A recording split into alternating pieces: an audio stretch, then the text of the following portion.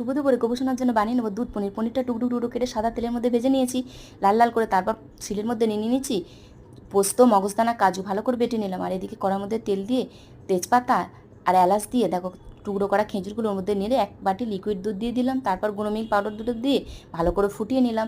ফুটে যাওয়ার পরে আমি দিয়ে দিলাম ভাজা পনিরটা, তারপর মিক্স করা মশলাটা, পরিমাণ মতো চিনি আর 1 চামচ ঘি দিয়ে নামিয়ে নিলাম। হয়ে গেল দুধ পনির রেডি। এদিকে তালটা আমি কেড়ে নিয়েছি, তালের লুচি বানাবো। চলো টুকরো টুকরো করে দেখো ছোটো ছোটো করে গুল্লা করে নিয়েছি। তো দাদাভাই, দিদিভাই, বন্ধুরা আমাকে অনেক সাপোর্ট করেছো, অনেক পাশে আছো, এইভাবে থাকার জন্য অসংখ্য অসংখ্য ধন্যবাদ। তো চলো লুচিগুলো এইভাবে আমি সব বেলে নিলাম, ছেঁকেও নিলাম দেখো।